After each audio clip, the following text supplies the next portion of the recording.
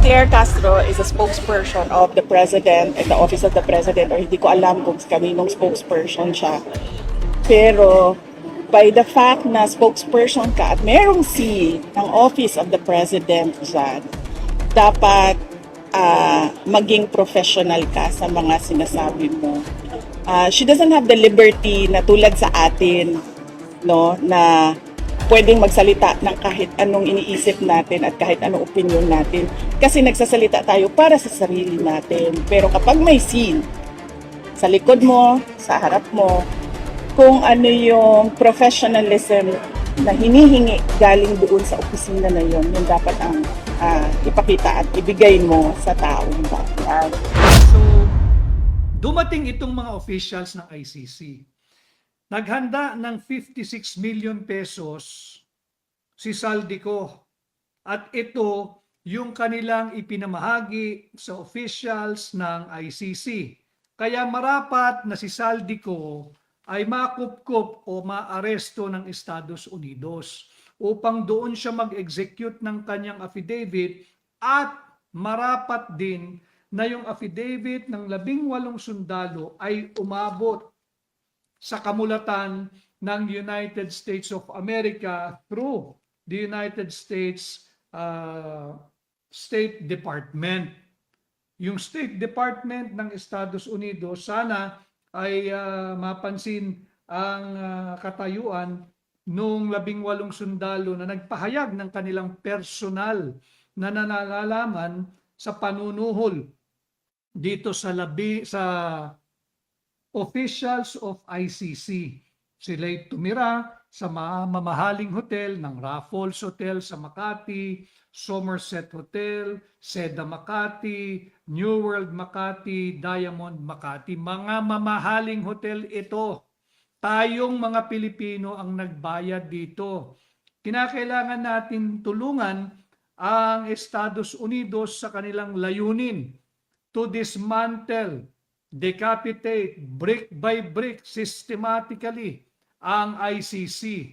And one way of helping them is to bring to their attention the content of the affidavit of the former 18 soldiers of the Armed Forces of the Philippines, detailing what they know based on their own personal knowledge regarding how a former congressman, hindi pa naman expelled dito, di ba?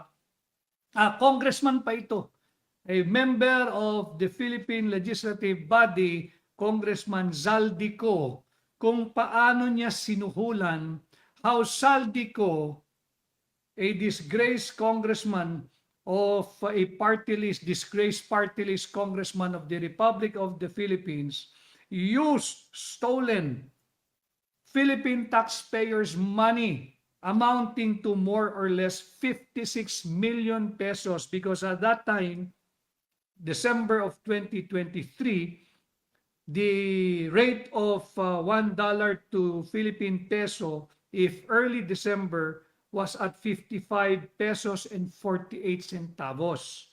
If late December, should the transaction happen late December of 2023, the exchange rate prevailing at that time was 55 pesos and 75 centavos. Therefore, the amount of money na pinamigay ng mga dating sundalo sa kagustuhan at utos ni Zaldico na ngayon ay naglalamyerda, pag-alagala, nag-i-enjoy ng cappuccino gamit ang pera nating mga Pilipino diyan sa France, si Zaldico ang nagmudmod.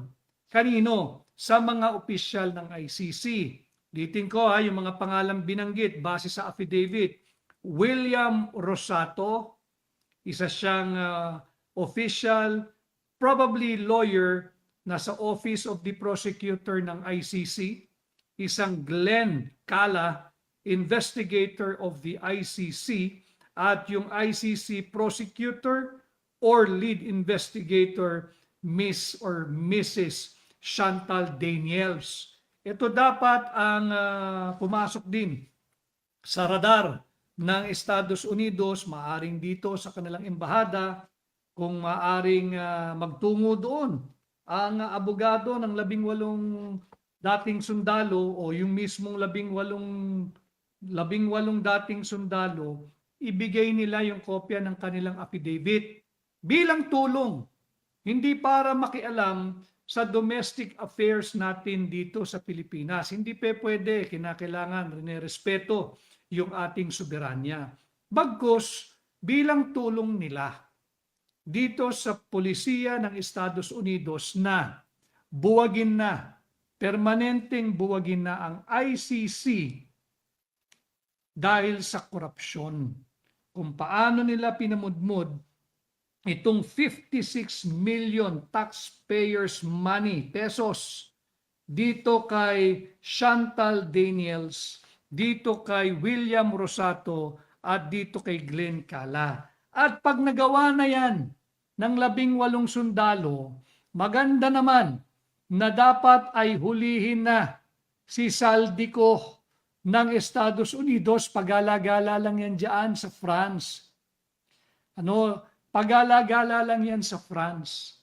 Dapat yan arestuhin upang siya ay magbigay ng kanyang affidavit to corroborate this direct testimony given by the 18 former soldiers based on their personal knowledge. In fact, not just personal knowledge, sila mismo yung nag-escort, sumundo, nagbantay at nagbigay, naghatid ng 56 million pesos at that time, $1 million more or less, $1 million ang isinuhol dito sa mga korap, siraulo, baliw, siratuktok, mga buang na prosecutor at investigator ng ICC.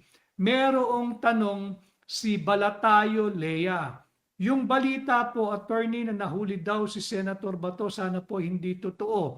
Narinig ko rin po yan pero hindi ko po alam kung may katotohanan yan. Magkaganoon pa man, kung yan ay totoo, maganda yung naging post ng isang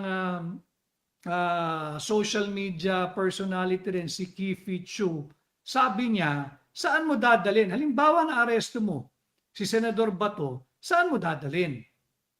Hindi mo pwedeng ikulong sa Pilipinas sapagkat wala naman siyang kaso sa Pilipinas. Kinakailangan siyang dalhin sa korte dito sa Pilipinas upang tingnan, siyasatin, ang pag-aresto ba sa kanya ay base sa isang warrant of arrest na dumaan sa local court process, na-examine ba yan personally by any judge of any RTC or any justice of the Court of Appeals or the Supreme Court even, at nakita nila na tama yung pag-issue o yung basihan ng warrant na ini-enforce laban kay Senador Bato de la Rosa, halimbawang na aresto. But again, meron namang lawyer yan, si Senador Bato. We will iwan na lang natin sa kanila yan kung paano nila i-handle.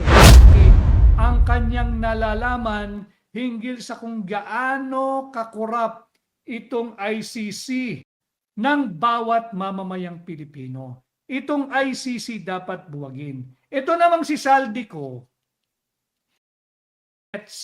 pero marami pa rin pamamaraan ng pagsuporta dyan sa mga restaurants, sa mga cafes, sa mga pubs. Suportahan ninyo yung sariling atin na si Alex Ayala sa kanyang susunod na laban. Emily, magandang araw din sa iyo. At Pilipino ako, yes, at Pilipino ako, good morning.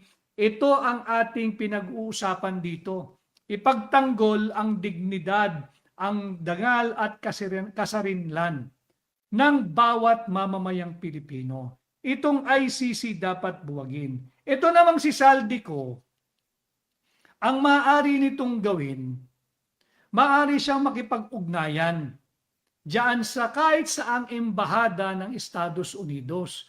Meron namang embahada for sure diyan sa France. Maaari siyang tumungo diyan sa US Embassy diyan sa France at kanyang ibahagi ang kanyang nalalaman hinggil sa kung gaano kakorap itong ICC yung korte na pinamumugaran, pinasisinayaan, at pinamamahayan ng mga siraulo, ng mga baliw, ng mga buang. Ayon kay US State Department Secretary Marco Rubio. Dapat makipag-ugnayan, maaaring makipag-ugnayan si Saldico sa anumang embassy of the United States. Bakit niya kailangan gawin yun? For him to execute an affidavit. Wag ho muna natin pag-usapan yung flood control. ICC muna. Yung ICC sapagkat upang mapabagsak ng Estados Unidos ang ICC, sa aking pantaha, kinakailangan arestuhin nila si Saldico. O kaya si Saldico makipag-ugnayan na diyan sa Estados Unidos. Magpunta ka, Saldico, sa anumang embahada ng Estados Unidos kung totoo yung paglabas-labas mo dati na ikaw ay panig sa mamamayang Pilipino, inutusan ka lang kamo ni Martin Romualdez, inutusan ka lang kamo ni Bongbong Marcos, naghatid ka ng ilang bilyong piso kung kanino. Kung talagang totoo yung mga sinabi mo, ito na ang pagkakataon na mapanindigan mo yan without stepping on any Philippine embassy sapagkat legitimate yung fear niya eh. Ang kanya, baka pag nagpunta ako sa Philippine embassy, arestuhin ako. At pag ako'y naaresto, ay dadalhin ako sa Pilipinas at ako ay magiging biktima rin ng political persecution. Para matanggal yung iyong agam-agam na mangyayari sa iyo yan, ito na ang golden opportunity ni Saldico. Dito natin masusukat yung sinseridad ni Saldico. Totoo ba na ang paglabas mo ay dahil panig ka na sa mamamayang Pilipino o dahil lamang gusto mong salbahin ang sarili mong kapakanan? Ngayon ang pagkakataon, maaari ka magpunta diyan sa embahada ng Estados Unidos sa France, ibahagi mo ang iyong nalalaman kung paano mo sinuhulan ang mga opisyal ng ICC. Sino-sino yung mga katulong mo rito, whether official ng kasalukuyang administrasyon o feeling official ng kasalukuyang administrasyon. Mahalaga ito upang matulungan natin ang ating matagal ng alyado at napaka-influential sa mga Pilipino, ang Estados Unidos, sa kanilang layunin na pabagsakin at burahin na sa mapa ng mundo ang ICC. Sabi nga ni Secretary Marco Rubio, to systematically demolish, systematically dismantle, effectively abolishing the ICC brick by brick. Ito yung golden opportunity muli ni Saldico. Pero pag ito ay hindi nag-cooperate, talagang ito bahagi pa rin ng budol administration. Hindi ito birong usapan sapagkat matindi na ang posisyon ng Estados Unidos at ito ay tinanggihan ni Bongbong Marcos. Matatandaan ninyo, ang stand ng Marcos Jr. administration, sinuway ang Estados Unidos. Kala ko ba aliado natin ng US? Kala ko ba pro-Filipino kayo? Bakit nung nanindigan ang ating napakatibay na aliadong Estados Unidos, sinuway ni Bongbong Marcos ang Estados Unidos? Ano ba yung iyong foreign policy for the benefit of the Filipino people and for the benefit of the Philippines or for the benefit of your family? Talaga bang ikaw ay pangulo lang ng pamilya mo? Pangulo ka lang ng pamilya Marcos at pamilya Romualdez? Talaga bang ikaw ay pamilya lamang ng ilang piling oligarko? Ilang piling oligarko? At ikaw ay pamilya lamang ng iyong mga alyado at patuloy na magpapalaganap ng korap at kurakot sa ating bansa. Dito masusukat yan. Dito masusukat yan at do we expect anything from Saldico? Wala tayong inaasahan doon. Sabi nga nila, the proof of the pudding is in the eating. Bago siya magbubukas muli ng kanyang bibig, eto na ang pagkakataon na siya ay makabawi sa dami ng atraso niya sa sambayan ng Pilipino, sa dami ng atraso niya, sa dami ng problemang ginawa mo, sa dami ng namatay sa baha, nalunod dahil sa kurakot at korupsyon na bahagi ka at bahagi ang kasalukuyang administrasyon, sa dami ng atraso mo, ito na ang pagkakataon na makabawi-bawi ka. Hindi ko sinasabing absuelto ka. Mabawasan man lang yung na nagagalit sa iyo araw-araw, no, na tumulong ka sa magandang layunin ng Estados Unidos na pabagsakin na ang sa ICC. Bahagi mo ang iyong nalalaman kung paano mo sinuhulan ang mga opisyal ng ICC nung sila ay unang beses na nagpunta dito noong December of 2023, na siya namang sinusugan din yung affidavit nung 18 dating sundalo na naging security detail or security officers ni Saldico.